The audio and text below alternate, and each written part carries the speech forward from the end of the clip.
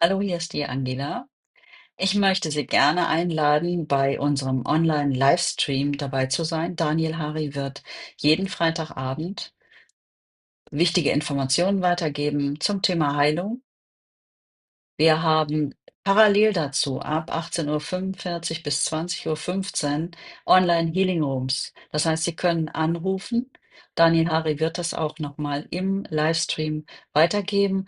Sie können dorthin hinein telefonieren und ich werde Sie dann über wichtige Dinge erstmal informieren, bevor Sie ins Gespräch beziehungsweise zum Gebet kommen können.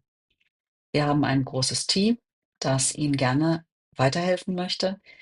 Und damit Sie das auch in Anspruch nehmen können, lese ich Ihnen jetzt die wichtigen Hinweise vor. Das sind die Anrufer, die den Heilungs- und Gebetsdienst in Anspruch nehmen möchten. Wir bieten Ihnen in den Online Healing Rooms des Gebetsdienstes von Daniel Hari und Team Heilen wie Jesus an, ehrenamtlich für Heilung zu beten.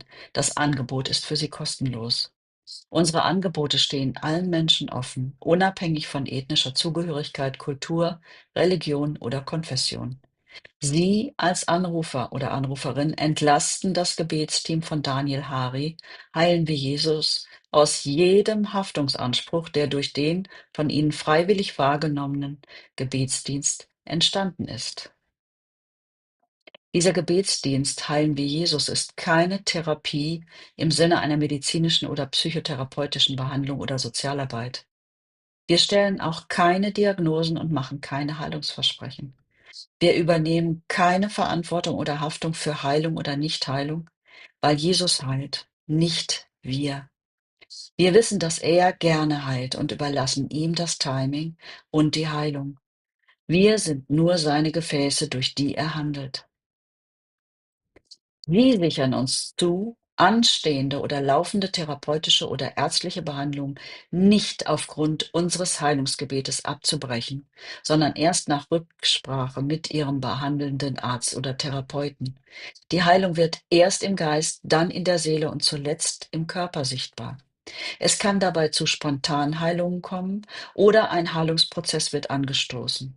Manchmal findet die vollständige Heilung auch erst im Himmel statt. Wir können keine Seelsorge anbieten. Für tiefergehende seelische Themen und Prozesse bitten wir Sie deshalb, ausgebildete Seelsorger aufzusuchen, die Sie in Ihrem Heilungsprozess längerfristig begleiten können. Grundsätzlich wird alles, was Sie betrifft, vertraulich behandelt. Wir vom Team Daniel Hari heilen wie Jesus behalten uns jedoch vor, bei Hinweisen auf akute Eigen- oder Fremdgefährdung sowie Missbrauch von Kindern oder Hilfsbedürftigen entsprechende Behörden und Personen einzuschalten. Wir bitten Sie, die Heilung von Ihrem Arzt oder Therapeuten bestätigen zu lassen und, wenn möglich, um Bestätigung der Heilung durch Benachrichtigung bzw. Zusendung von alten oder neuen ärztlichen Befunden zu schicken an WhatsApp, Telegram, Signalnummer +49 für Deutschland 15201 798 703. Ich wiederhole, Deutschland +49 152 017 98 703 oder an E-Mail anlori@icloud.com. Alles klein, ich buchstabiere ANLORI @icloud.com.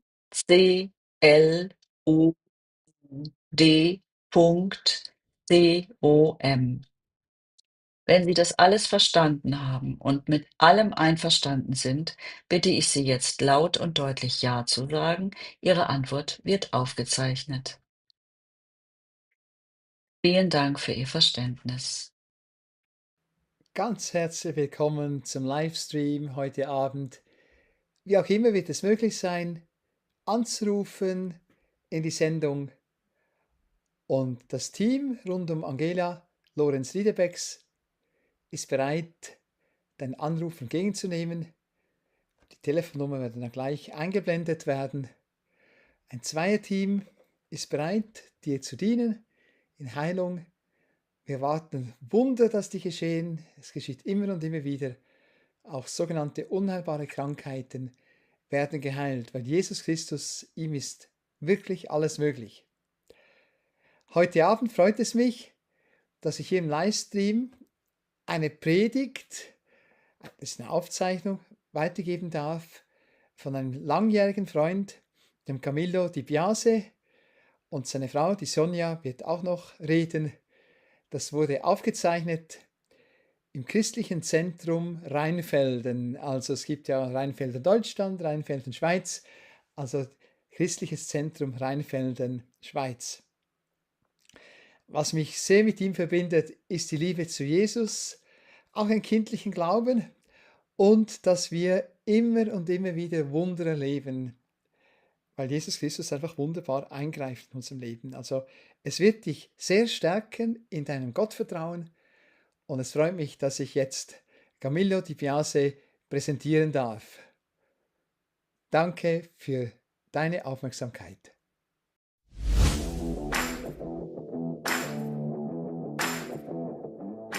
Halleluja! Amen! Jesus ist groß. Jesus ist heilig. Können wir jetzt gehen? Seid gesegnet, seid ganz, ganz stark gesegnet. Ich hoffe, es kommt mal den Sommer. Es ist kalt. Ich bitte euch aufzustehen, dass Jesus ist in unserer Mitte, er ist da. Aber bitte vergesst nicht, nachher abzusitzen. Ich war mal in Italien, einen Gottesdienst, habe gesagt, wir stehen auf, wir beten. Dann haben alle gebetet und dann habe ich gepredigt und irgendwann schaue ich im Saal und die stehen immer noch, alle noch. Habe gedacht, oh, ich muss gleich mal sagen, sie müssen absitzen. Darum, wenn ich es vergesse, dann setzt ihr ruhig wieder hin, wenn es fertig ist. Jesus, es soll dein Name verherrlicht werden, nichts anderes als dein Name. Du sollst gepriesen werden, du sollst einfach heute da, du bist da. Ich weiß, du willst Leute heilen, du willst, dass Leute das Leben dir ganz, ganz hingeben, weil du bist König, Jesus, du bist König. Nimm weg, was von mir ist, aber mach du rein deine volle Fülle, deine volle Fülle. Amen. Und wir machen einen Applaus für Jesus.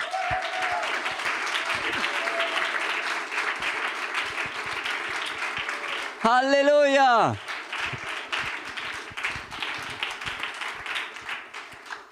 Das tut gut, ey. Das ist, stell dir vor, einem Fußballmatch, dann gibt es Goal. Für die Schweiz oder für Brasilien, für was du bist, ist egal. Aber dann stehen die Leute auf und jubeln, Goal, Tor. Oder in Brasilien, wenn du Fernseher schaust, dann machst du Goal. Das ist eine halbe Stunde. Jesus ist da heute. Er möchte, dass Leute sein Leben ihm ganz hingeben. Er möchte, dass Leute geheilt werden. Er möchte auch heute Flüche brechen. Ich werde euch erzählen von einem Fluch in meinem Leben später. Wir waren in Italien im Januar und ich durfte dienen, ich durfte predigen. Und uns wurde alles bezahlt. Ich bin es mir nicht gewohnt.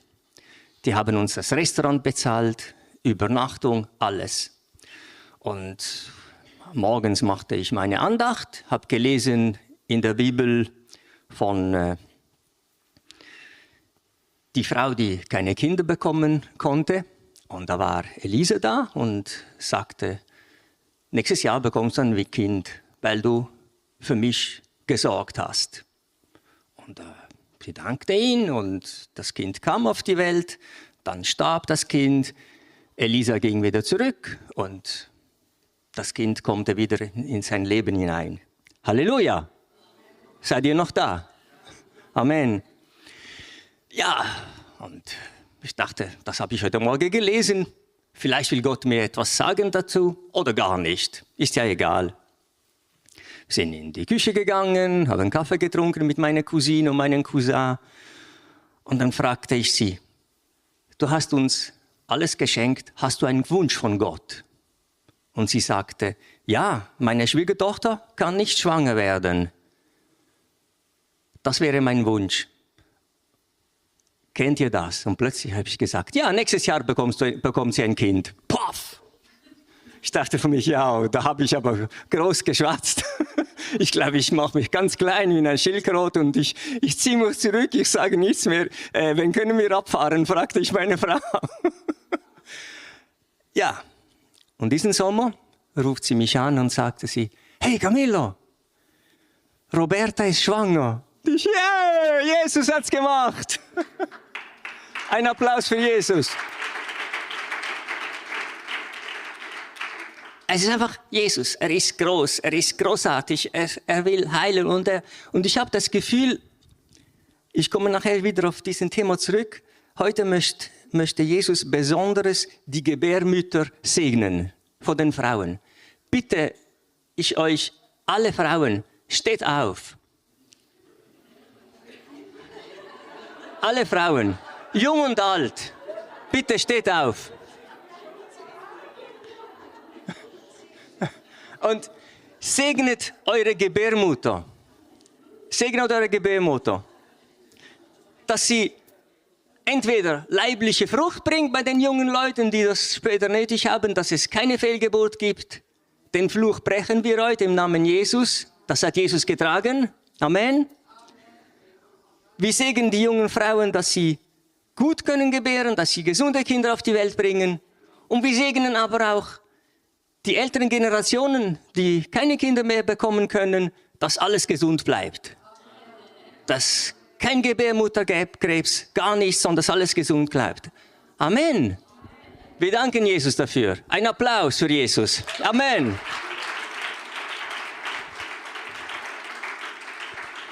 Ihr dürft euch wieder hinsetzen.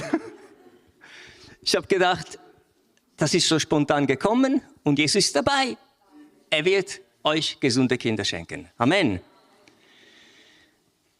Jetzt erzähle ich euch mal ein bisschen von unserem Leben, von meiner Frau und von mir. Ich bin 63, wir haben 3 Kinder, 2 Enkelkinder. Ein Kind kommt im Oktober noch dazu und haben ein Geschäft in Basel mit einer Mitarbeiterin, die hier arbeitet. Die ist wunderbar. Danke, Samuel, dass du deine Frau immer zu uns schickst. Das ist wirklich super. Und ich bin aufgewachsen katholisch, so mit Mariakult, Heiligenkult, Geistheilerei, Geisterbeschwörer. Und alles habe ich ganz normal gemacht. Das hat man gelernt. Meine Freunde, wenn du ein Problem hattest, dann haben sie gesagt, ja, frag mal die Geister. Bitte mach das nicht, es ist falsch. Jesus will das nicht. Auf jeden Fall, da kam die Frage, was ist richtig, katholisch, evangelisch, Zeugen Jehovas, Mormonen und so weiter, Buddhismus und so weiter. Da kam die Frage. Wir wollten heiraten, meine Frau und ich, und da kam die Firmung. Ich musste die Firmung als guter, frommer Katholik nachholen. Die hatte ich nicht gemacht, weil ich habe mich geweigert als Junger. Ich habe gesagt, Gott existiert nicht. Ich lebe mein Leben. Jesus war ein sehr, sehr intelligenter Mann. Er konnte die Leute überreden und so geschahen die Wunder. Das war so im Kopf. Aber nein, Jesus ist Gott. Ich musste eine Bibel kaufen.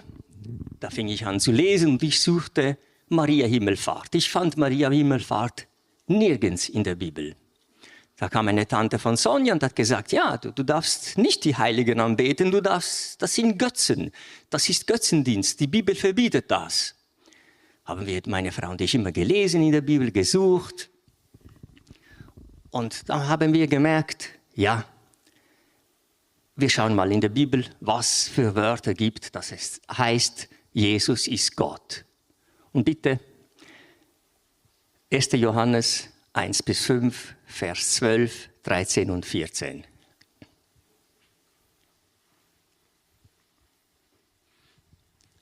Wollen wir zusammen lesen?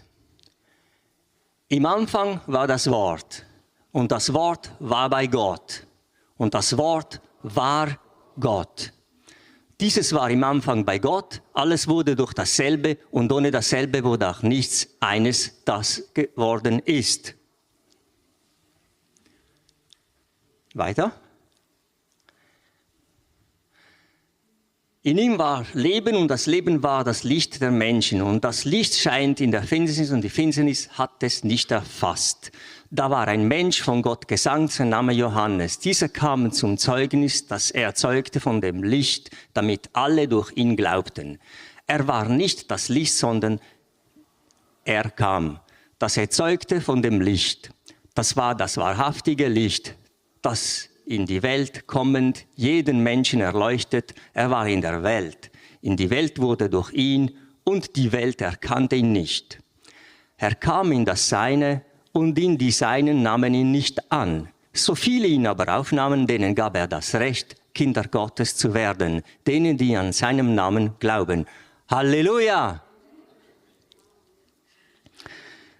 Weiter noch die Verse 13 und 14. Und das Wort wurde Fleisch und wohnte unter uns. Und wir haben seine Herrlichkeit angeschaut, eine Herrlichkeit als einen einzigen vom Vater, voller Gnade und Wahrheit. Johannes zeugt von ihm und rief und sprach, dieser war es, von dem ich sagte, der nach mir kommt, ist von mir geworden, denn er war eher als ich. Amen. Das überzeugte mich. Das überzeugte mich. Am Anfang war das Wort. Und das Wort ist Gott. Und wenn du Genesis liest, also 1. Mose, alles wurde durch das Wort geschaffen. Das hat mich gepackt. Dann gibt es Johannes 14, Vers 9.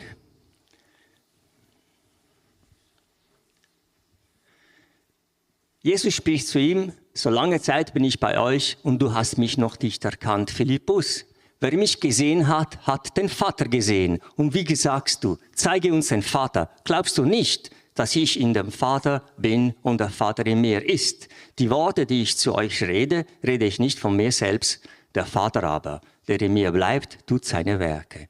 Wow, das ist stark. Das ist ein dreieiniger Gott. Da kamen Leute zu mir, ja, Gott ist nicht dreieinig und so weiter und so weiter. Wo ich das gelesen habe, habe ich gedacht, du kannst mir erzählen, was du willst. Gott ist dreieinig. Und später sendet er den Heiligen Geist, wo früher nur die Propheten hatten. Heute haben wir alle den Heiligen Geist. Und das ist die Kraft. Da wurde mir klar, ich darf keine Maria mehr anbeten, ich darf kein heiliger so und so weiter. Und dann tat ich Buße. Da kam die Tante von meiner Frau zu uns und sagte, ja, du brauchst einen Freispruch. Ich sage, ja, was ist ein Freispruch? Ja, da gibt es einen Propheten, er hieß damals Detwiler, Reinhard Detwiler. Du musst bei ihm einen Termin abmachen, du und deine Frau am besten, geht ihr hin und da lasst ihr euch freisprechen im Namen Jesus. Und da musst du dein Leben Jesus geben. Ich hatte keine Ahnung. Ich wusste nicht, was redet er und so weiter. Auf jeden Fall, ich weiß, ich habe früher Geister angerufen, ich habe früher Maria-Kult gemacht und so weiter. Ich will das nicht mehr, ich muss mich losreden aus dem im Namen Jesus.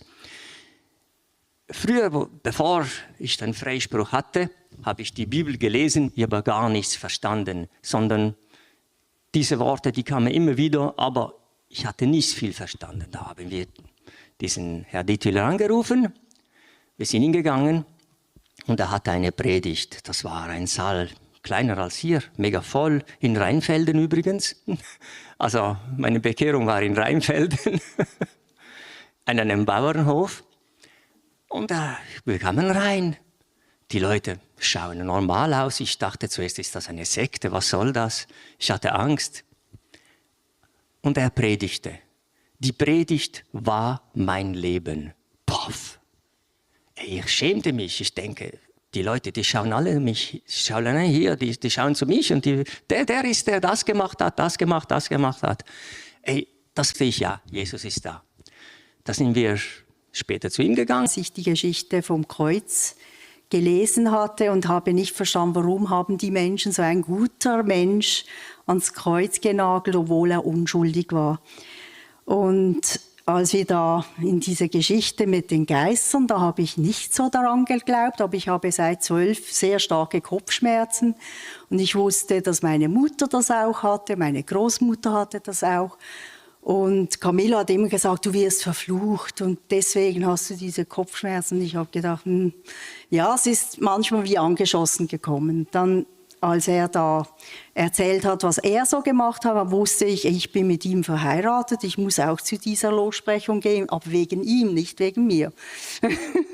Ich habe mich da noch gerecht gefühlt, habe keine Sündenerkenntnis gehabt. Und dann sind wir da hingegangen. Ich habe von der Predigt nichts mehr im Kopf. Und dann sind wir zusammen zu diesem Detwiler und dann sind 3 alte Herren, das war mir so präsent, auf die Knie und haben für uns gebetet. Und wow, die gehen auf die Knie vor uns, wir waren 20 Jahre alt. Und dann haben die gebetet und ich wusste nicht mal, wie beten. Vorher habe ich noch gehört, wie die im Saal gebetet haben bei der Predigt. Und da hatte ich auch solche Angstgedanken. Ist es eine Sekte? Wo bin ich da? Es war viele Gefühle. Und dann sagte er, jetzt sollen wir beten. Camilla konnte nicht mehr beten, der war Und ich habe einfach nur Vertrauen zum Namen Jesus gehabt, weil ich den ja kannte aus der Sonntagsschule und so weiter. Dann habe ich einfach nur Danke Jesus gesagt. Und dann sind wir hochgegangen, dann bin ich alleine mit diesem Detwiler gewesen. Ich habe gedacht, was soll ich jetzt da? Und dann sitzt dieser ältere Mann gegenüber mir und sagt zu mir, glaubst du an eine Wiedergeburt? Und ich, Scheiße, bin ich da in einem hinduistischen Verband gelandet? Nein, ich glaube nicht, dass wir wieder auf die Welt kommen und wieder in den Körper zurück. Nein, das glaube ich nicht, habe ich dann gesagt. Dann sagt er zu mir, ja, es ist noch ein kleiner Schritt, ich werde für dich beten. Mit dem bin ich raus und Camilla hatte auch eine einzelne Session bei diesem Herrn. Und dann muss ich noch sagen, ich habe vorher immer versucht, die Bibel zu lesen. Ich habe gedacht, ich bin zu dumm für dieses gescheite Buch. Ich habe gelesen, die Geschichten, ich war in dieser Zeit dort, aber es hat nie zu mir gesprochen. Und von diesem Zeitpunkt an haben wir gelesen und dann hat mich Gott zu den 10 Geboten geführt. Und ich bin nicht schuldig beim ersten Gebot, ich bete ja nicht diese Götzen an wie die Katholiken. Und auch nicht so wie die Ägypter, die da so Statuen haben. Und dann habe ich gemerkt, ja, beim letzten Gebot, du sollst kein falsches Zeugnis reden, wider dein Essen. Ja, unsere Familie hat viel über die Tante geredet und da darfst du das nicht sagen und das nicht, sonst könnte Neid und Eifersucht kommen. Da wusste ich, nein, da komme ich nicht so gut weg. Aber das ist ja nicht so eine schlimme Sünde. Und dann habe ich Jakobusbrief gelesen und der sagt ganz klar, wenn du einem von diesen Geboten schuldig bist, dann bist du allen schuldig. Und das hat mich am Boden, ich wusste, jetzt bin ich auch dem ersten Gebot schuldig, wenn ich ja da nicht gut wegkomme. Und dann hat Gott mich geführt eigentlich, dass ich Jesus brauche. Er musste für mich sterben, auch wenn ich alleine auf dieser Welt wäre, damit ich gerettet bin. Und das war viel später eigentlich, weil von diesem Zeitpunkt an, wo diese Männer für uns gebetet haben, habe ich die Bibel verstanden und sie hat auch zu mir gesprochen. Und ja, Halleluja. Ich bin auch von dem Kopfweh frei geworden. Ich denke, das hat mit dem 3. und 4. Glied zu tun, was in den 10 Geboten steht. Ich werde die Missetate heimsuchen bis ins 3. und 4. Glied. Aber ich werde Tausende von Generationen segnen, was wir vorher gesungen haben. Also viel größerer Segen, deshalb durfte ich zu Jesus finden. Es ist eine Riesengnade. Amen. Danke, Sonja.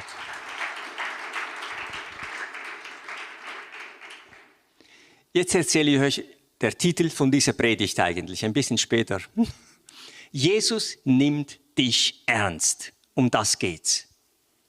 Jesus weiß, was du brauchst. Jesus weiß, wie du aufgewachsen bist, von deinen Eltern, von deinen Geschwistern, deine Verletzungen. alles kennt er. Aber er nimmt dein Leben ernst. Es ist ihm wichtig, dass wir mit ihm das Leben klar gehen. Nicht links und nicht rechts, sondern klar. Aber wenn wir denken, ja, ich will mein eigenes Leben gehen, es ist besser, das ist mir übrigens vielmal passiert. Dann holt er dir zurück am Punkt, wo du warst und sagst, schau mal hier,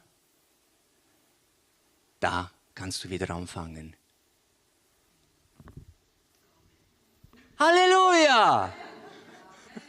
Da kannst du wieder anfangen. Ein Applaus, oder, für Jesus? Es ist so. Er lässt dich nicht im Stich. Du bittest ihn um Vergebung und dann fängst du wieder an. Es ist normal. Wenn wir das Gefühl haben, ja, ich kann immer genau leben, wie das Wort sagt, wie die Bibel sagt, das ist religiös. Das schaffen wir nicht. Wir brauchen eine Erlösung, wir brauchen Jesus, wir brauchen seine Hilfe. Also mir geht es so. Oder kannst du es besser? Ohne seine Hilfe schaffen wir es nicht. Wir hatten ein Leben, Sonja und ich, mit dem Laden, cooles Auto, wir hatten einen lässigen Sportwagen. Sie wurde schwanger, bekam eine Tochter, Cinzia. Und Cinzia war einjährig und ich dachte, ja, ich war Einzelkind in meiner Familie. Ich möchte mindestens 3 oder 4 Kinder, weil Einzelkind aufzuwachsen, fand ich nicht lustig. Also das ist immer eine persönliche Entscheidung. Ich möchte niemand eingreifen und sagt, ich möchte nur ein Einzelkind. Das ist okay. Aber ich wollte das nicht, weil selber war ich so aufgewachsen. Du hast niemanden zum Spielen. Alle gehen in Urlaub, du bist alleine. Wenn du mit deinen Eltern in Urlaub gehst, dann hast du nur deine Eltern und die älteren Leute. Es ist nicht cool für ein Kind. Dann dachte ich, ja, Sonja wurde schwanger. Wir haben eine Tochter. Es geht gut. Aber ich wünsche mir nochmals ein Kind. Und sie wurde nicht schwanger. Die Geschichte ist so, ich habe das erste Mal gedacht, ich muss einen Schritt tun, aber ich frage Gott um Hilfe bei diesem Schritt. Ich schaute Autokataloge an, ein größeres Auto mit meiner Frau. Ich stellte mir vor eine Familie, 3, 4 Kinder, ein langes Auto. Katalog angeguckt. Ich hatte schon meine Ideen. Dann dachte ich, soll ich mal Gott fragen, ob ich eins soll kaufen oder nicht? Ja komm, fragst du mal. Er kann ja nicht Nein sagen. Ich will ja etwas Gutes tun. Ich will ja für ihn Gottes Reich bauen. Dann fragte ich Gott und er sagte, nein, behalte den du hast. Was habe ich gemacht? Habe ich den behalten? Nein, ich habe ein neues gekauft. Und meine Frau wurde nicht schwanger. Und ich war da im Bett, am Schlafen und ich fragte Gott, warum wird sie nicht mehr schwanger? Dann kam ein Gesicht über mir in der Nacht, also ein Gesicht, echt, ein wirkliches Gesicht, so paff, und sagte mir, und die das Auto im Ungehorsam gekauft haben, die müssen es wieder verkaufen. Wow! Du, das ist mir echt passiert. Okay. Dann dachte ich, ich erzähle meiner Frau nichts. Ich gehe mal in die Seelsorge, ob das wirklich von Gott gewesen ist oder nicht. Bin ich zum Pastor von der dazumaligen Gemeinde, die wir waren, ging ich hin und ich erzählte ihm diese Geschichte und der Pastor, nein, heutzutage darfst du dein Auto behalten, du brauchst doch ein Auto für die Familie, für so. Nein, das war sicher nicht von Gott. Okay, ich ging raus, ich dachte für mich, ja, Gott hat zu mir gesprochen, ich kann es behalten. Dann fragte ich Gott, warum wird meine Frau nicht mehr schwanger? Dann sagte Gott zu mir im Gebet, da ist ein Fluch in deiner Familie, dass man nur ein Kind kann haben. Das kam raus beim Reden mit meinen Eltern und so weiter. Du musst manchmal hören, was die Leute reden. Und dann plötzlich sagt jemand ein Wort und du sagst, oh, da hat Gott geredet. Also Gott redet ja durch verschiedene Möglichkeiten. Ihr wisst ja, Marcello Curciolo war da, hat es euch ja erzählt.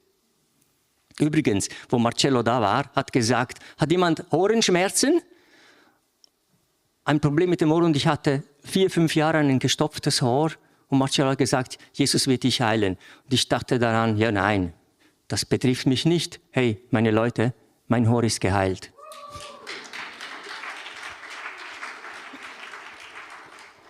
Darum braucht es Propheten. Wir gehen zurück zum Punkt. Dann habe ich gedacht, okay, wir müssen das Fluch brechen, aber was muss ich machen?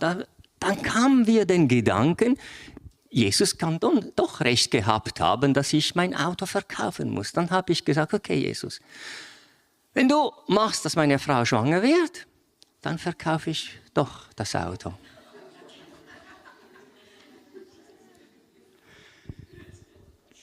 Aber zum Sichersein, dass Gott geredet hat, bin ich wieder zum dem Detwiler gegangen. Ich dachte, ja, er ist ein Prophet, er muss mich sagen, was ich machen muss. Dann kam ich mir vor, wie Abraham, kannst du dir vorstellen, geht zum Altar, muss sein Kind opfern und so weiter. Also so war es für mich innerlich in meinem Herzen. Es war nicht so ganz einfach.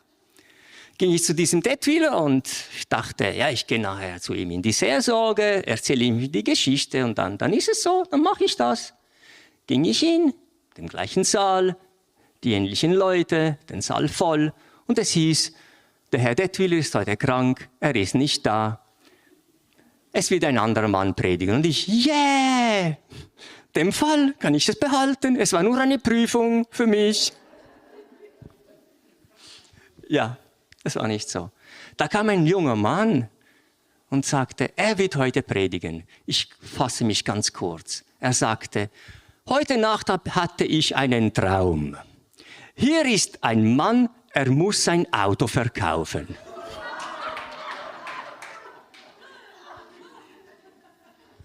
Und dann sagte er, Hebräerbrief, heute, wenn ihr seine Stimme hört, verstockt eure Herzen nicht. Paff!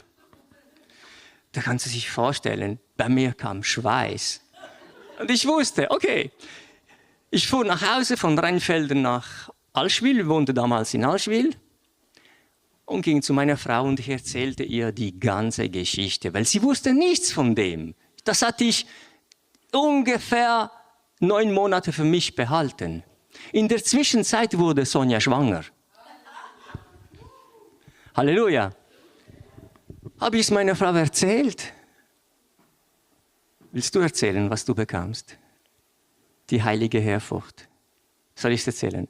Sie bekam eine heilige Ehrfurcht. Sie sagte kein Wort. Ja, nein, nein. Ist gut. Wenn Gott zu dir gesprochen hat, dann verkaufen wir das Auto.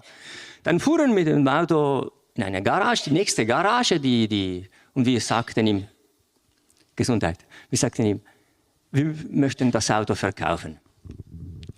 Egal was für ein Preis, wir möchten es verkaufen. Er gab uns einen Preis, mir war es wirklich egal. Ich wusste, ich muss machen, was Gott sagt.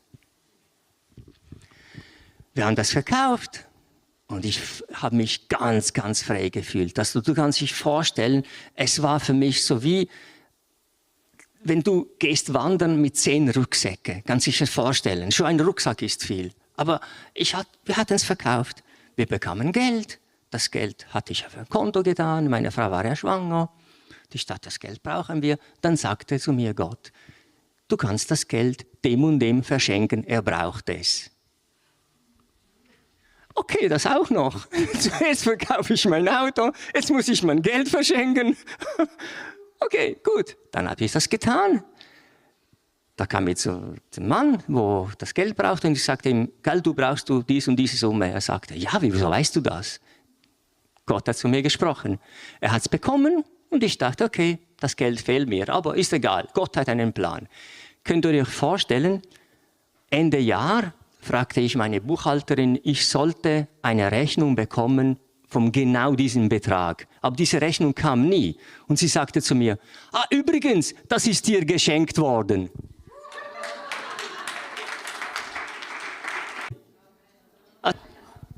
Wir gingen nach Italien im Urlaub mit der Bahn, oder?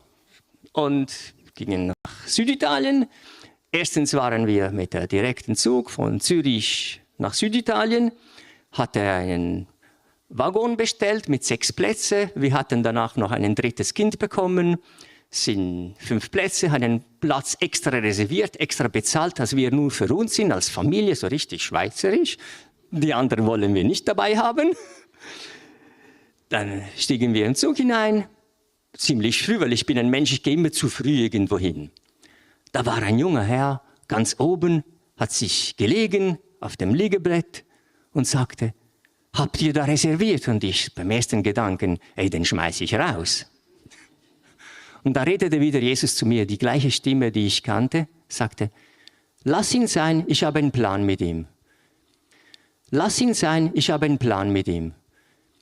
Okay, Kurzfassung. Zürich Chiasso, in Chiasso gab er sein Leben Jesus.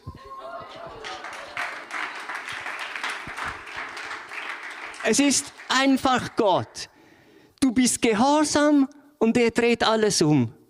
Er baut sein Reich. Nicht wir bauen sein Reich. Wir können das gar nicht. Stell dir vor, ich hätte das alles nicht getan. Er baut sein Reich. Wir gingen nach Italien. Wir hatten schönes Urlaub, wollten zurückfahren, stiegen im Zug hinein mit den Kindern. Wir fingen an zu essen, haben uns schon gut platziert. Dann kommt ein Kondukteur und sagte, ihr müsst alle aussteigen, es ist Streik. Du stehst da im Zug, du warst gehorsam, du hast dein Auto verkauft und du musst Zug fahren, es ist Streik. Ja, meine Gedanken waren wieder natürlich nicht so gut, es ist normal. War ich wütend noch ein bisschen, aber ich musste in die Schweiz zurückkehren, weil am nächsten Tag mussten wir das Geschäft öffnen. Da haben wir ein Taxi genommen, der Taxi war dazu mal das von dem Ort, wo wir waren, bis Chiasso 500 Franken dazu mal, das ist schon 30 Jahre her. Und in Chiasso konnten wir einen Schweizer Zug steigen und nach Basel fahren. Und wir bezahlten die 500 Franken, aber der Taxichauffeur musste die ganze Zeit das Evangelium von Jesus hören. Und wisst ihr, wer geheißen hat? Lazarus.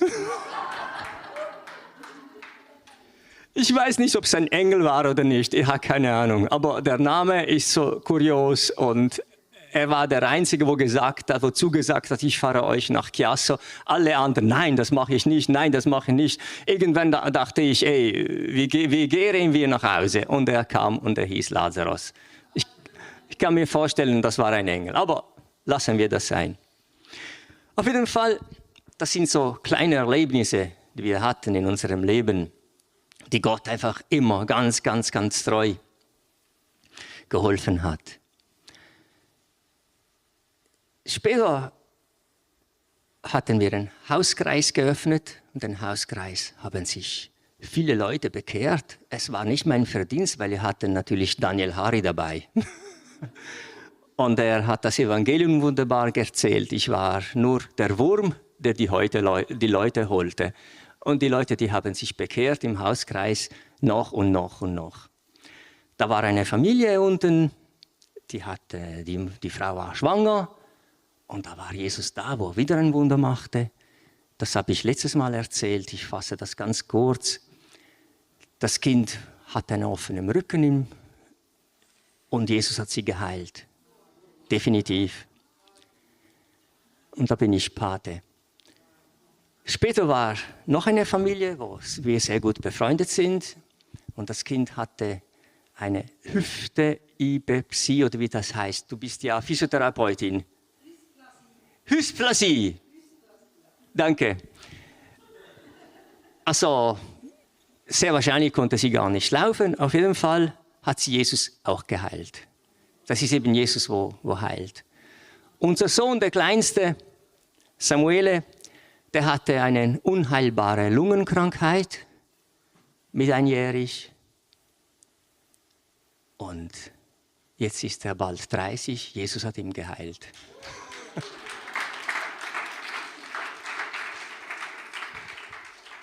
Das sind so kleine Geschichten, die ich habe wirklich kurz gefasst. Manchmal geht es tiefer. Du heulst, du gehst auf die Knie, du schreist um Hilfe nach Jesus. Also das kennt ihr auch.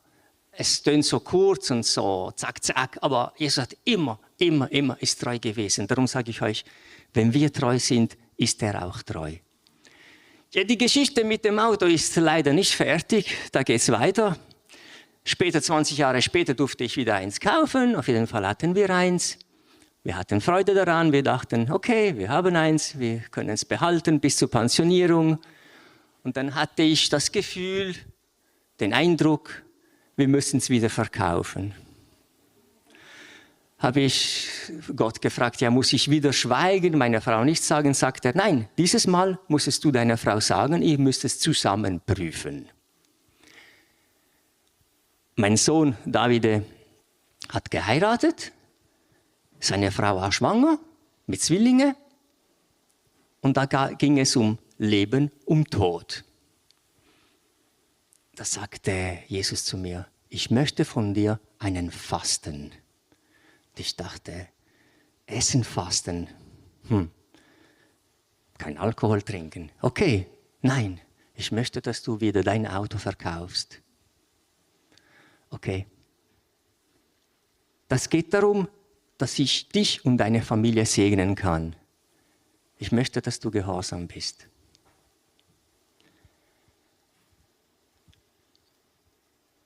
Es kommen manchmal Gefühle. Habe ich es meiner Frau erzählt und dann sagte sie, ja, die Lea, unsere Schwiegertochter, ist im Spital mit den Kindern, da geht es um Leben, um Tod. Und wir hatten das Auto verkauft und wir dachten im Moment, okay, aber wir haben nichts mehr. Nein, nein, ich habe noch ein kleines Auto noch dazu, mit dem könnt ihr fahren. Ja, nach Süditalien, ja, mit dem könnt ihr nach Süditalien gehen, mit dem Cinquecento, das geht schon. Aber eigentlich die Geschichte ist, Halleluja. Jesus hat das Gehorsam gesegnet. Die beiden Kinder sind auf die Welt gekommen, sind gesund und jetzt sind sie schon 15 Monate alt. Halleluja.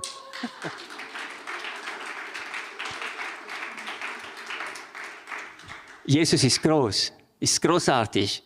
Eigentlich, was ich da sagen will, es ist nicht mein Gehorsam, wo zu loben ist. Nein, bitte nicht, weil eigentlich ich bin gar nicht gehorsam. Ich bin Chaot und fange 10 Sachen an und eine mache ich vielleicht fertig. Aber Jesus geht hinein in deinem Leben und es ist ihm ernst. Du bist ihm ernst, du bist ihm sehr, sehr wichtig.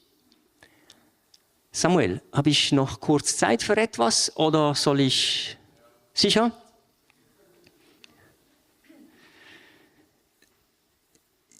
Kann ich Jesaja 53, 4, 5 haben, bitte? Samuel. Ah, schon da. Man sollte sich drehen. Jetzt kommen wir zurück, was Jesus alles getragen hat. Jesus ist Gott, Jesus ist heilig, Jesus macht Wunder und Jesus bereitet ein ewiges Leben für uns vor. Jedoch unsere Leiden, er hat sie getragen und unsere Schmerzen, er hat sie auf sich geladen. Wir hielten ihn für bestraft, von Gott geschlagen und niedergebeugt. Doch er war durchbohrt um unseren Vergehen willen, zerschlagen um unsere Sünden willen. Die Strafe lag auf ihn, zu unserem Frieden und durch seinen Striemen ist uns Heilung geworden. Halleluja! Also Jesus hat wirklich, wirklich alles getragen. Und das geht's. Dass er auch die Flüche von unserem Leben getragen hat am Kreuz. Ich möchte jetzt ein Beispiel machen, was Jesus von den Flüchen getragen hat. Ist ja ein Mann, ein starker Mann, der freiwillig zu mir auf die Bühne kommt. Ein starker Mann freiwillig. Da kommt einer. Ein Applaus bitte.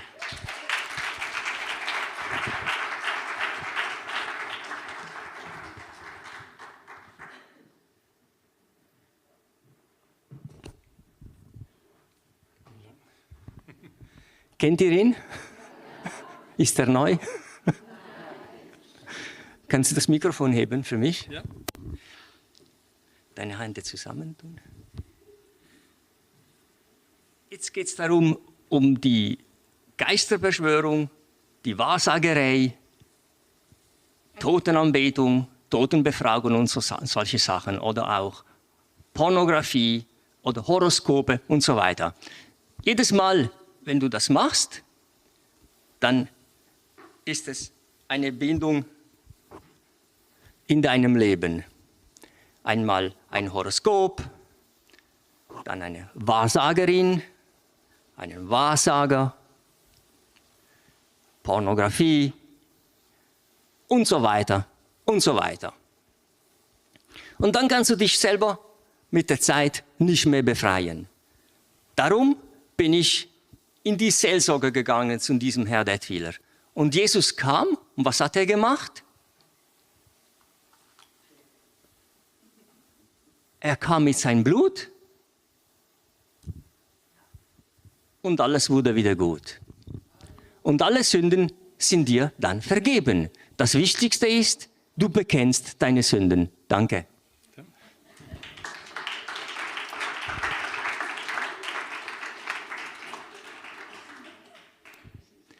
Eigentlich geht es ein bisschen länger, aber ich dachte, ich mache es kürzer, weil die Zeit geht ja voran. Jetzt nehmen wir 1. Johannes 1,9, bitte. Wenn wir unsere Sünden bekennen, ist er treu und gerecht, dass er uns die Sünden vergibt und uns reinigt von jeder Ungerechtigkeit. Halleluja! Das heißt jetzt, wenn du heute entdeckt hast, dass in deinem Leben eventuell wäre ein Fluch oder irgendwas, dann kannst du es heute vor Jesus bringen. Er hat das schon gebrochen, er hat es schon getragen. Und Jesus ist ja da heute. Das Gute ist daran, dass es eigentlich, du musst dich nicht mehr bemühen. Jesus hat es gemacht am Kreuz. Das Einzige, was du machen darfst, ist es ihm bekennen.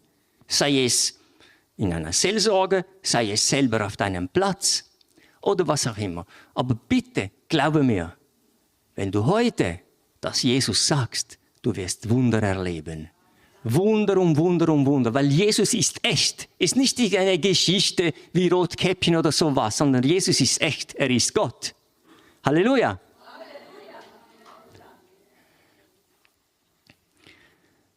Und dann möchte ich da sagen, Lukas 23 vom Vers 42, 43. Und er sprach, Jesus, gedenke meiner, wenn du in dein Reich kommst. Und er sprach zu ihm, wahrlich, wahrlich, ich sage dir heute, wirst du mit mir im Paradiese sein. Das hat mich überzeugt, wo es geheißen hat, wenn du dein Leben Jesus gibst, dann bist du, nachdem, dass du dein Leben ihm gegeben hast, mit einem Fuß im Himmel. Wir haben da schon das ewige Leben. Jesus sagt, das Himmelreich ist mitten unter euch. Das heißt, sobald du dein Leben Jesus gibst, da bist du ein Gotteskind, da bist du Vertreter von Gott auf dieser Erde. Kannst du dir vorstellen, wenn ein Vertreter zu dir nach Hause kommt mit irgendeiner Ware, dann ist er Vertreter von der Firma so und so. Und du bist Vertreter von Jesus. Also wir sind Vertreter von Jesus, weil Jesus in uns wohnt. Amen. Es ist so. Das ist so schön. Ich denke, wenn jemand da ist, wo sein Leben noch nicht klar Jesus gegeben hat, ich gebe dir danach die Möglichkeit, es zu tun. Oder jemand vielleicht auf dem später YouTube anschaut und du hast dein Leben noch nicht Jesus gegeben hast, ich gebe dir die Möglichkeit, das zu tun mit einem Gebet. Jesus, ich übergebe dir mein Leben jetzt. Amen. Das genügt. Das Rest macht der Heilige Geist. Vertraue ihm. Offenbarung 3, 20, 22.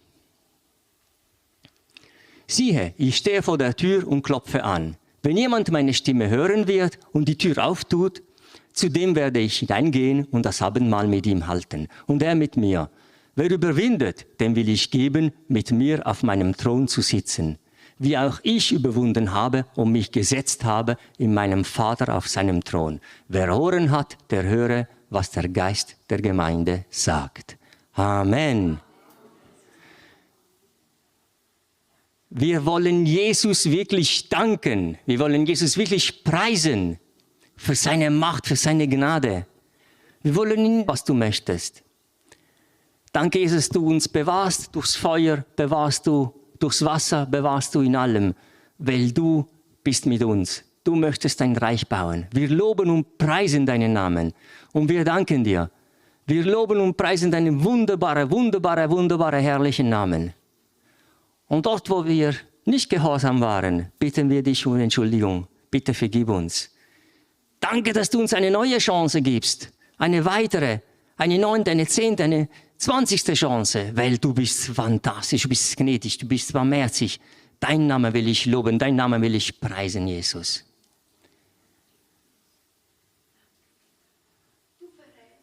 Halleluja! Amen. Ich danke euch. Dürft euch wieder hinsetzen.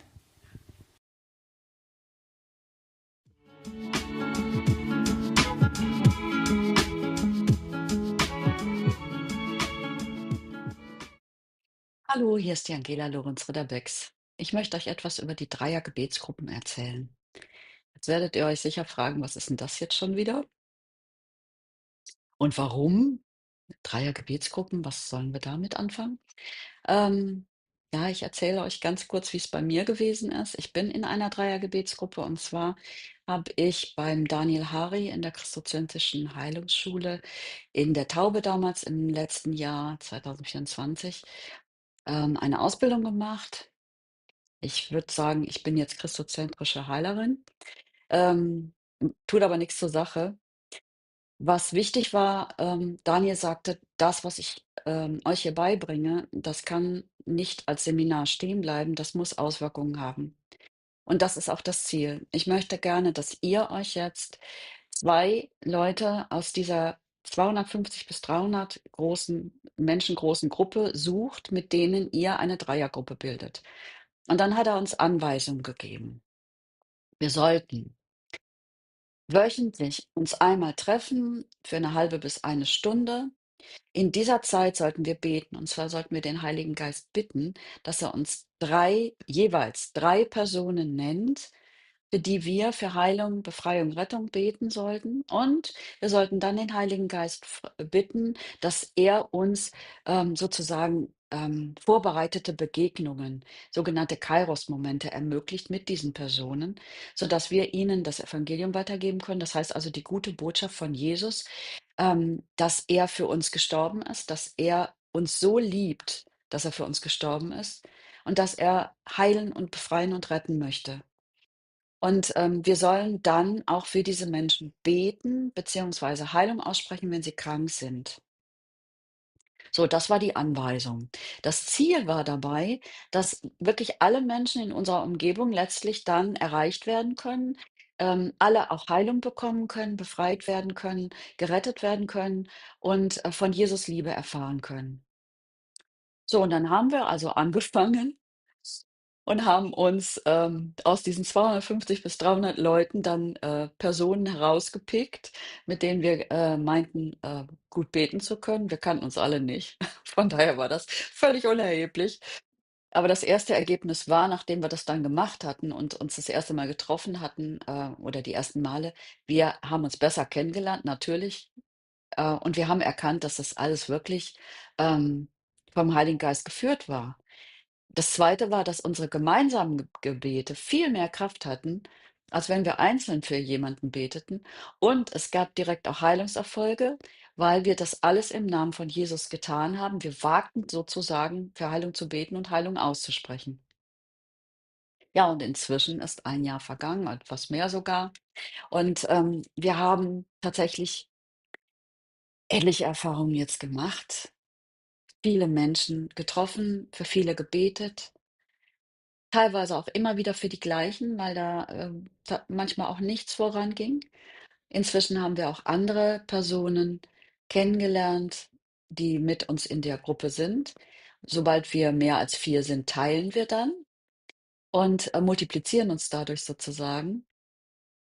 Und bei mir war es dann so, ich habe dann 'ne Aktion gestartet hier unter den Nachbarn, bin dann zu bestimmten Gelegenheiten, zum Beispiel zu Ostern, rumgegangen, habe für sie gebetet, wenn sie das wollten, habe ihnen das angeboten, habe ihnen kleine Geschenke gemacht, 'ne Bibel oder 'n Kalender.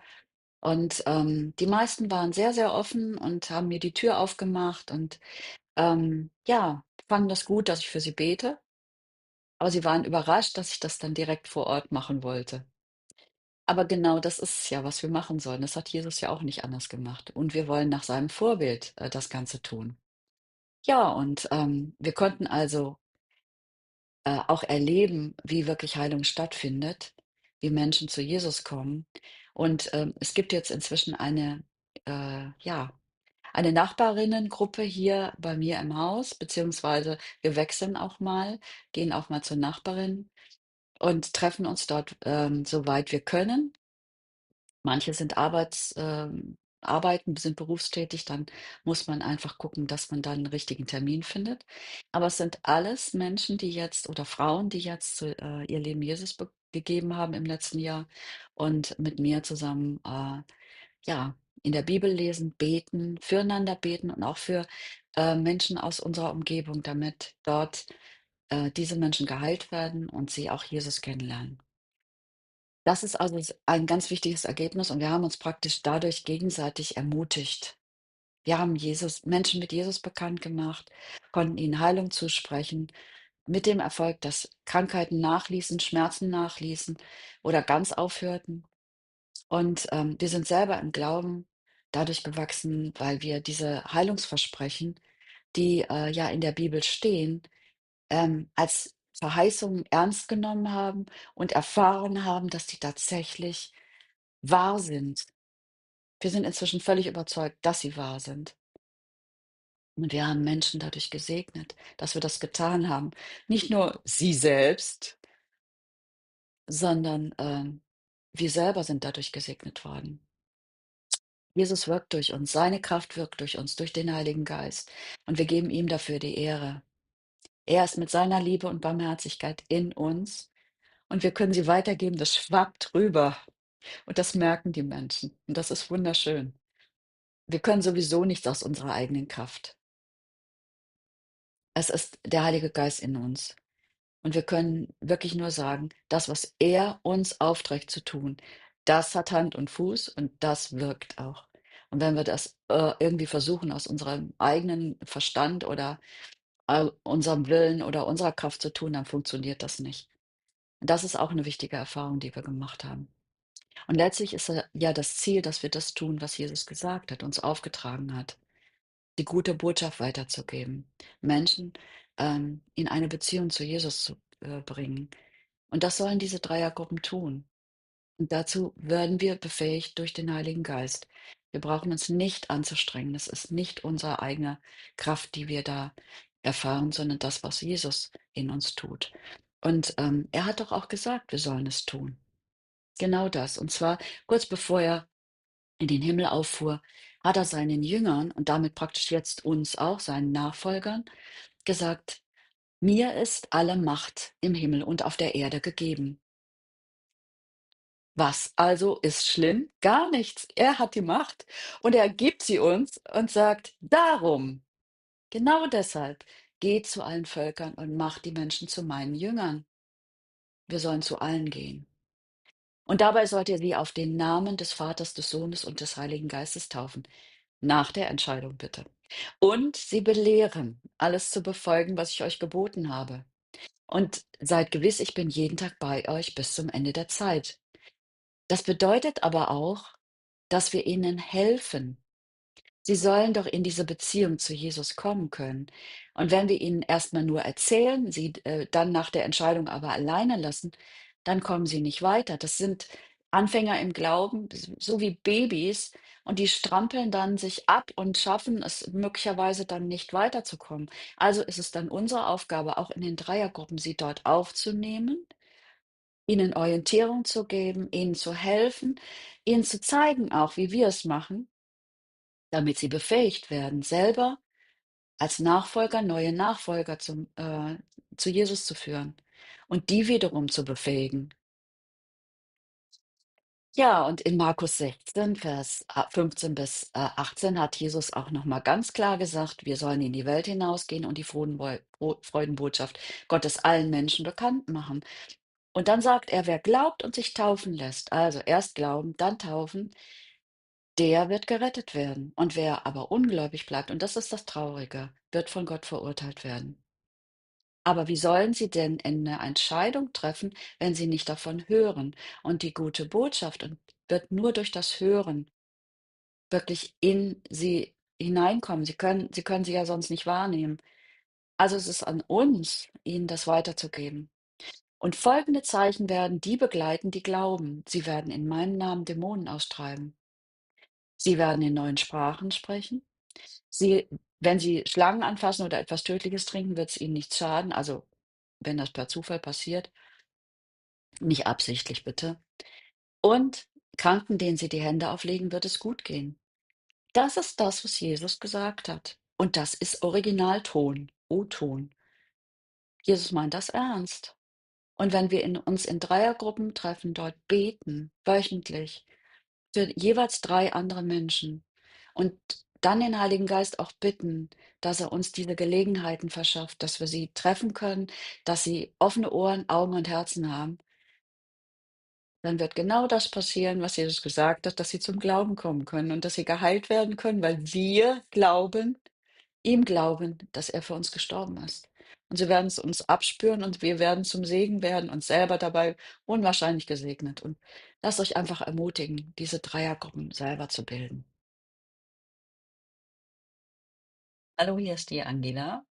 Ich möchte Sie gerne einladen, bei unserem Online-Livestream dabei zu sein. Daniel Hari wird jeden Freitagabend wichtige Informationen weitergeben zum Thema Heilung.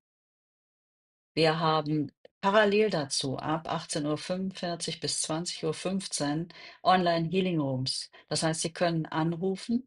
Daniel Hari wird das auch nochmal im Livestream weitergeben. Sie können dorthin hinein telefonieren und ich werde Sie dann über wichtige Dinge erstmal informieren, bevor Sie ins Gespräch beziehungsweise zum Gebet kommen können. Wir haben ein großes Team, das Ihnen gerne weiterhelfen möchte. Und damit Sie das auch in Anspruch nehmen können, lese ich Ihnen jetzt die wichtigen Hinweise vor. Das sind die Anrufer, die den Heilungs- und Gebetsdienst in Anspruch nehmen möchten. Wir bieten Ihnen in den Online-Healing-Rooms des Gebetsdienstes von Daniel Hari und Team Heilen wie Jesus an, ehrenamtlich für Heilung zu beten. Das Angebot ist für Sie kostenlos. Unsere Angebote stehen allen Menschen offen, unabhängig von ethnischer Zugehörigkeit, Kultur, Religion oder Konfession.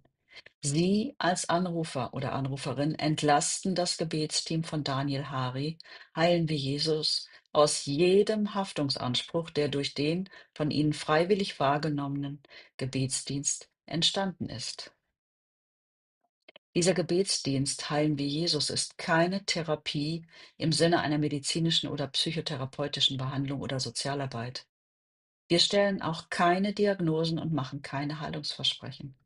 Wir übernehmen keine Verantwortung oder Haftung für Heilung oder Nichtheilung, weil Jesus heilt, nicht wir. Wir wissen, dass er gerne heilt und überlassen ihm das Timing und die Heilung. Wir sind nur seine Gefäße, durch die er handelt. Sie sichern uns zu, anstehende oder laufende therapeutische oder ärztliche Behandlungen nicht aufgrund unseres Heilungsgebetes abzubrechen, sondern erst nach Rücksprache mit Ihrem behandelnden Arzt oder Therapeuten. Die Heilung wird erst im Geist, dann in der Seele und zuletzt im Körper sichtbar. Es kann dabei zu Spontanheilungen kommen oder ein Heilungsprozess wird angestoßen. Manchmal findet die vollständige Heilung auch erst im Himmel statt. Wir können keine Seelsorge anbieten. Für tiefergehende seelische Themen und Prozesse bitten wir Sie deshalb, ausgebildete Seelsorger aufzusuchen, die Sie in Ihrem Heilungsprozess längerfristig begleiten können. Grundsätzlich wird alles, was Sie betrifft, vertraulich behandelt. Wir vom Team Daniel Hari Heilen wie Jesus behalten uns jedoch vor, bei Hinweisen auf akute Eigen- oder Fremdgefährdung sowie Missbrauch von Kindern oder Hilfspersonen einzuschalten. Wir 15201 798 703. Ich wiederhole, Deutschland plus 49 152 017 98 703 oder an E-Mail anlori@icloud.com. Alles klein. Ich buchstabiere ANLORI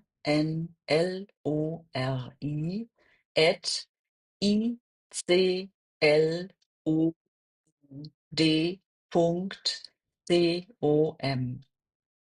Wenn Sie das alles verstanden haben und mit allem einverstanden sind, bitte ich Sie jetzt laut und deutlich Ja zu sagen. Ihre Antwort wird aufgezeichnet. Vielen Dank für Ihr Verständnis.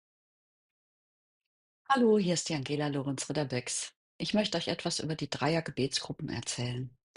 Jetzt werdet ihr euch sicher fragen, was ist denn das jetzt schon wieder? Und warum? Dreier-Gebetsgruppen, was sollen wir damit anfangen? Ähm, ja, ich erzähle euch ganz kurz, wie es bei mir gewesen ist. Ich bin in einer Dreier-Gebetsgruppe und zwar habe ich beim Daniel Hari in der Christozentrischen Heilungsschule in der Taube damals im letzten Jahr 2024 eine Ausbildung gemacht.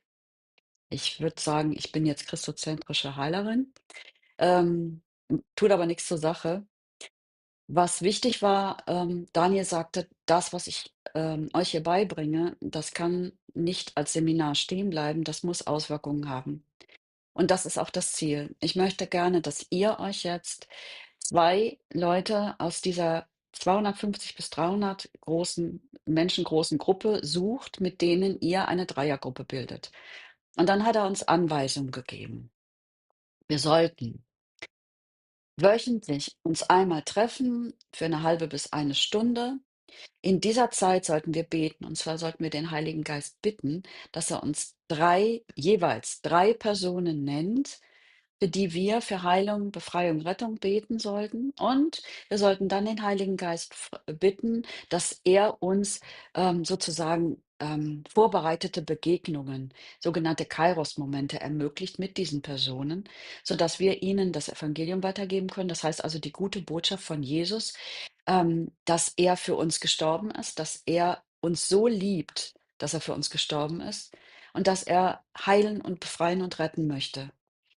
Und, wir sollen dann auch für diese Menschen beten beziehungsweise Heilung aussprechen, wenn sie krank sind.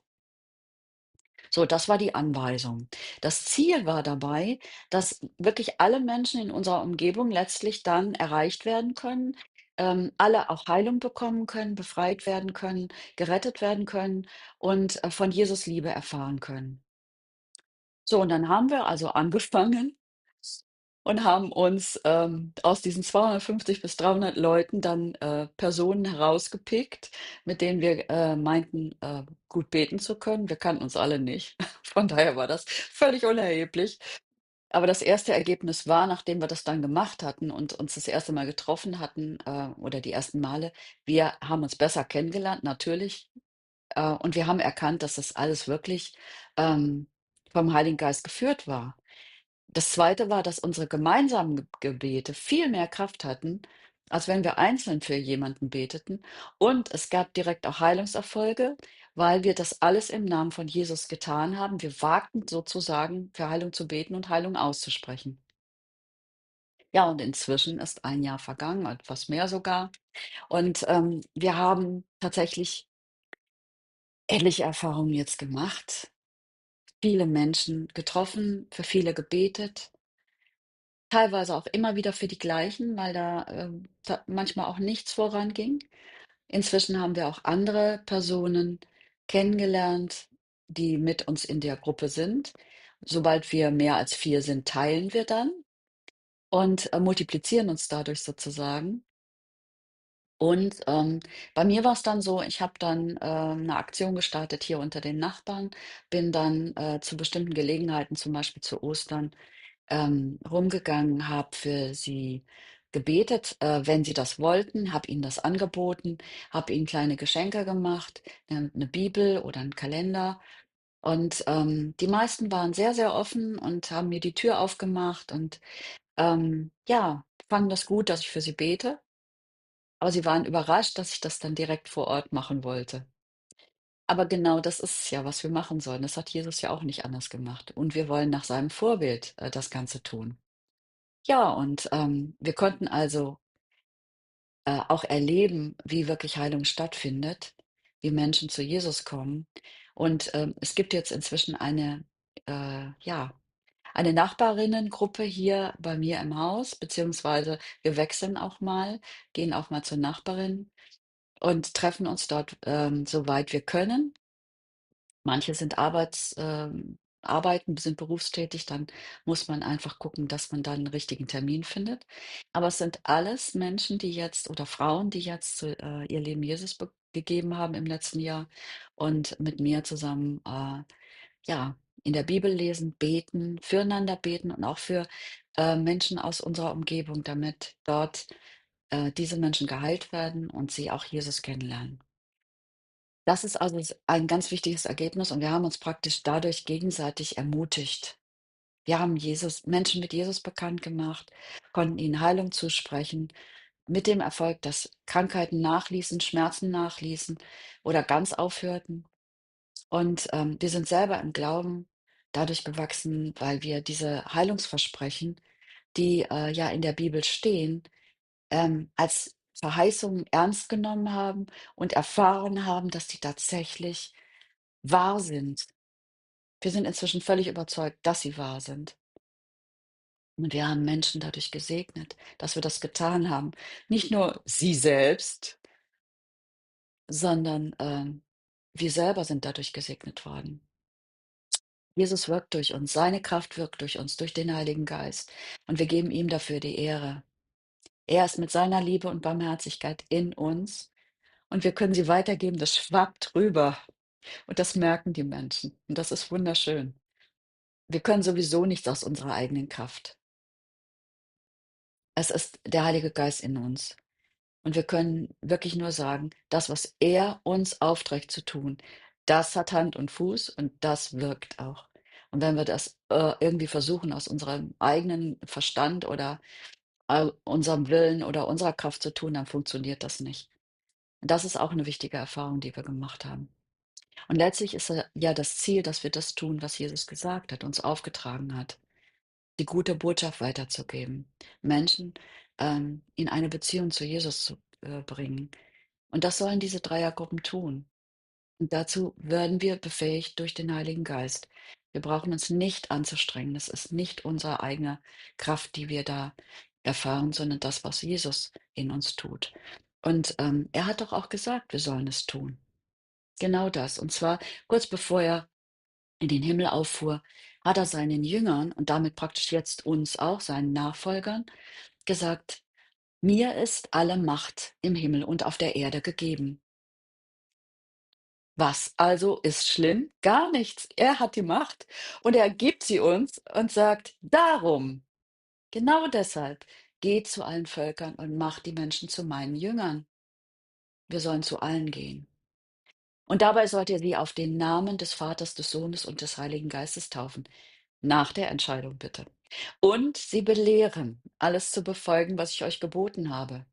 Und seid gewiss, ich bin jeden Tag bei euch bis zum Ende der Zeit. Das bedeutet aber auch, dass wir ihnen helfen. Sie sollen doch in diese Beziehung zu Jesus kommen können. Und wenn wir ihnen erstmal nur erzählen, sie dann nach der Entscheidung aber alleine lassen, dann kommen sie nicht weiter. Das sind Anfänger im Glauben, so wie Babys, und die strampeln dann sich ab und schaffen es möglicherweise dann nicht weiterzukommen. Also ist es dann unsere Aufgabe, auch in den Dreiergruppen sie dort aufzunehmen, ihnen Orientierung zu geben, ihnen zu helfen, ihnen zu zeigen auch, wie wir es machen, damit sie befähigt werden, selber als Nachfolger neue Nachfolger zu Jesus zu führen und die wiederum zu befähigen.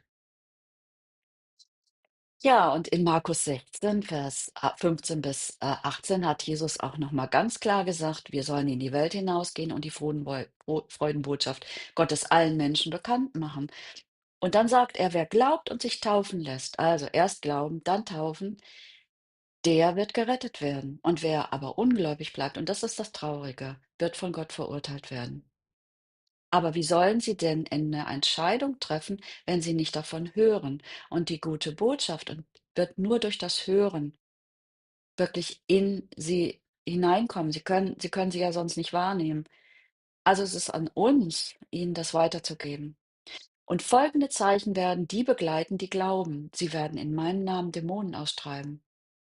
Sie werden in neuen Sprachen sprechen. Sie, wenn sie Schlangen anfassen oder etwas Tödliches trinken, wird es ihnen nicht schaden. Also wenn das per Zufall passiert, nicht absichtlich bitte. Und Kranken, denen sie die Hände auflegen, wird es gut gehen. Das ist das, was Jesus gesagt hat. Und das ist Originalton, O-Ton. Jesus meint das ernst.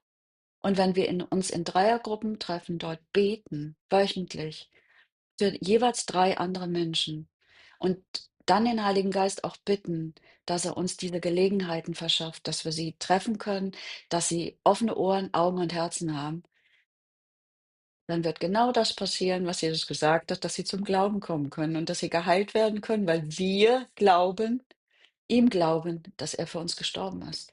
Und sie werden es uns abspüren und wir werden zum Segen werden und selber dabei unwahrscheinlich gesegnet. Und lasst euch einfach ermutigen, diese Dreiergruppen selber zu bilden.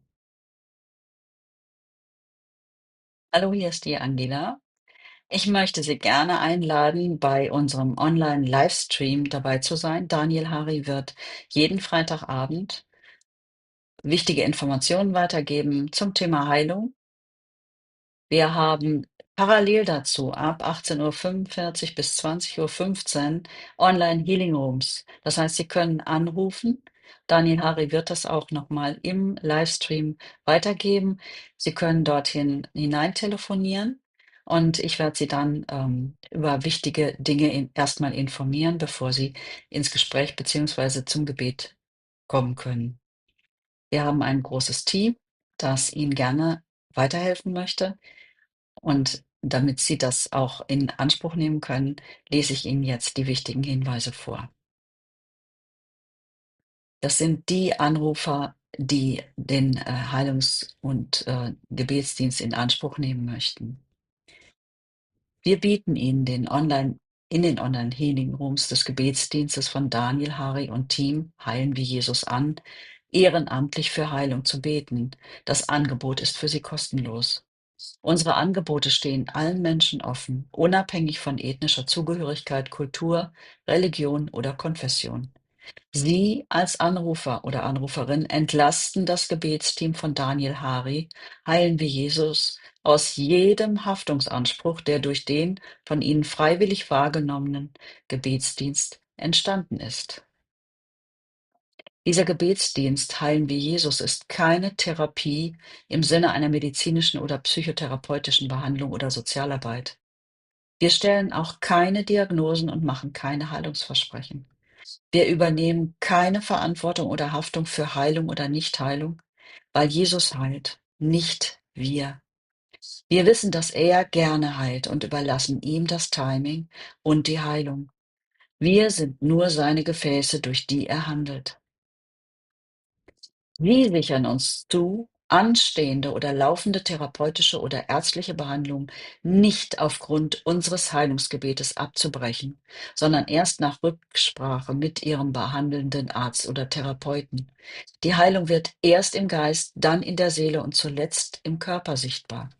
Es kann dabei zu Spontanheilungen kommen oder ein Heilungsprozess wird angestoßen. Manchmal findet die vollständige Heilung auch erst im Himmel statt. Wir können keine Seelsorge anbieten. Für tiefergehende seelische Themen und Prozesse bitten wir Sie deshalb, ausgebildete Seelsorger aufzusuchen, die Sie in Ihrem Heilungsprozess längerfristig begleiten können. Grundsätzlich wird alles, was Sie betrifft, vertraulich behandelt. Wir vom Team Daniel Hari Heilen wie Jesus behalten uns jedoch vor, bei Hinweisen auf akute Eigen- oder Fremdgefährdung sowie Missbrauch von Kindern oder Hilfsbedürftigen entsprechend plus 49 152 017 98 703 oder an E-Mail anlori@icloud.com. Alles klein, ich buchstabiere ANLORI at icloud.com.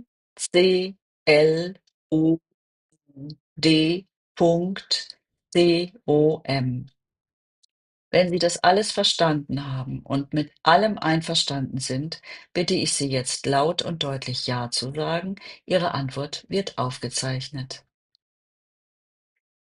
Vielen Dank für Ihr Verständnis. Hallo, hier ist die Angela. Ich möchte Sie gerne einladen, bei unserem Online-Livestream dabei zu sein. Daniel Hari wird jeden Freitagabend wichtige Informationen weitergeben zum Thema Heilung. Wir haben parallel dazu ab 18:45 bis 20:15 Online Healing Rooms. Das heißt, Sie können anrufen. Daniel Hari wird das auch nochmal im Livestream weitergeben. Sie können dorthin hinein telefonieren und ich werde Sie dann über wichtige Dinge erstmal informieren, bevor Sie ins Gespräch beziehungsweise zum Gebet kommen können. Wir haben ein großes Team, das Ihnen gerne weiterhelfen möchte. Und damit Sie das auch in Anspruch nehmen können, lese ich Ihnen jetzt die wichtigen Hinweise vor.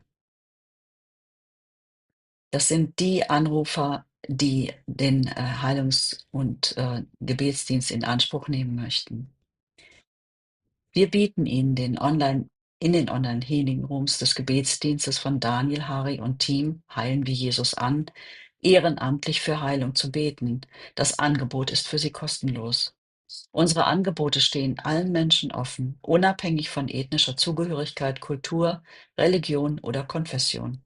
Sie als Anrufer oder Anruferin entlasten das Gebetsteam von Daniel Hari, heilen wir Jesus, aus jedem Haftungsanspruch, der durch den von ihnen freiwillig wahrgenommenen Gebetsdienst entstanden ist. Dieser Gebetsdienst Heilen wir Jesus ist keine Therapie im Sinne einer medizinischen oder psychotherapeutischen Behandlung oder Sozialarbeit. Wir stellen auch keine Diagnosen und machen keine Heilungsversprechen. Wir übernehmen keine Verantwortung oder Haftung für Heilung oder Nichtheilung, weil Jesus heilt, nicht wir. Wir wissen, dass er gerne heilt und überlassen ihm das Timing und die Heilung. Wir sind nur seine Gefäße, durch die er handelt. Wir sichern uns zu, anstehende oder laufende therapeutische oder ärztliche Behandlungen nicht aufgrund unseres Heilungsgebetes abzubrechen, sondern erst nach Rücksprache mit Ihrem behandelnden Arzt oder Therapeuten. Die Heilung wird erst im Geist, dann in der Seele und zuletzt im Körper sichtbar. Es kann dabei zu Spontanheilungen kommen oder ein Heilungsprozess wird angestoßen. Manchmal findet die vollständige Heilung auch erst im Himmel statt. Wir können keine Seelsorge anbieten. Für tiefergehende seelische Themen und Prozesse bitten wir Sie deshalb, ausgebildete Seelsorger aufzusuchen, die Sie in Ihrem Heilungsprozess längerfristig begleiten können. Grundsätzlich wird alles, was Sie betrifft, vertraulich behandelt. Wir vom Team Daniel Hari Heilen wie Jesus behalten uns jedoch vor, bei Hinweisen auf akute Eigen- oder Fremdgefährdung sowie Missbrauch von Kindern oder Hilfsbedürftigen entsprechende Behörden und Personen einzuschalten. Wir bitten Sie, die Heilung von Ihrem Arzt oder Therapeuten bestätigen zu lassen und, wenn möglich, um Bestätigung der Heilung durch Benachrichtigung bzw. Zusendung von alten oder neuen ärztlichen Befunden zu schicken an WhatsApp, Telegram, Signalnummer +49 für Deutschland 15201 798 703. Ich wiederhole, Deutschland +49 152 017 98 703 oder an E-Mail anlori@icloud.com. Alles klein, ich buchstabiere ANLORI @icloud.com.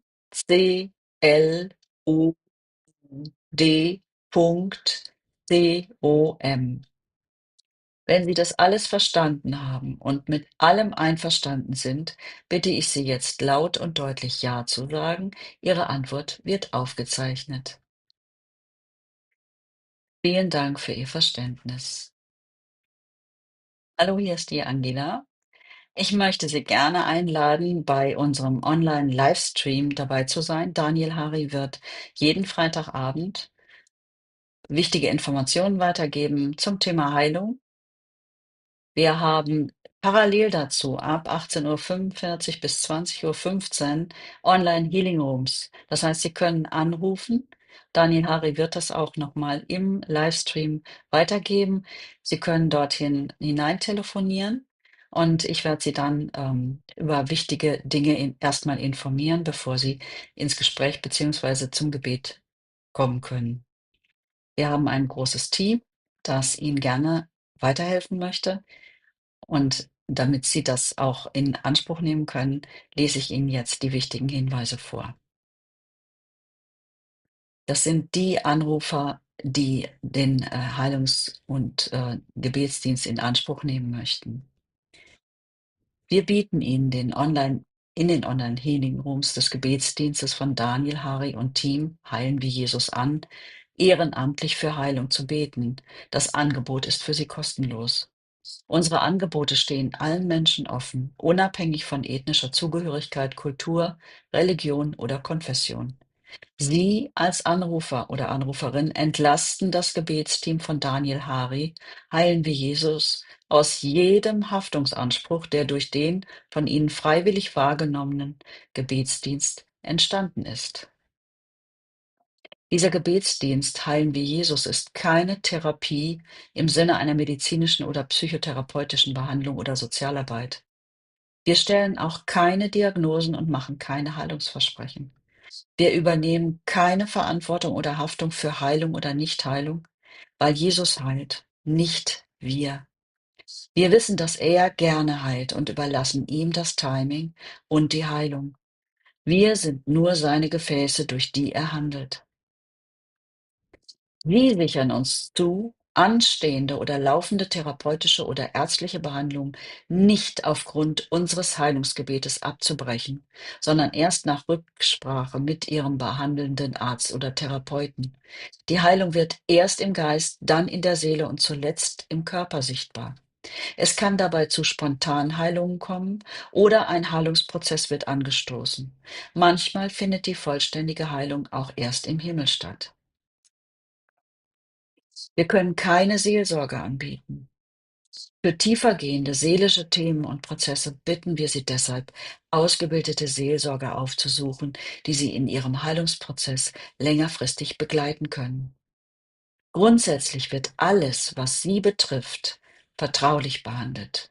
Wir vom Team Daniel Hari Heilen wie Jesus behalten uns jedoch vor, bei Hinweisen auf akute Eigen- oder Fremdgefährdung sowie Missbrauch von Kindern oder Hilfsbedürftigen entsprechende Behörden und Personen einzuschalten. Wir bitten Sie, die Heilung von Ihrem Arzt oder Therapeuten bestätigen zu lassen und, wenn möglich, um Bestätigung der Heilung durch Benachrichtigung bzw. Zusendung von alten oder neuen ärztlichen Befunden zu schicken an WhatsApp, Telegram, Signalnummer +49 für Deutschland 15201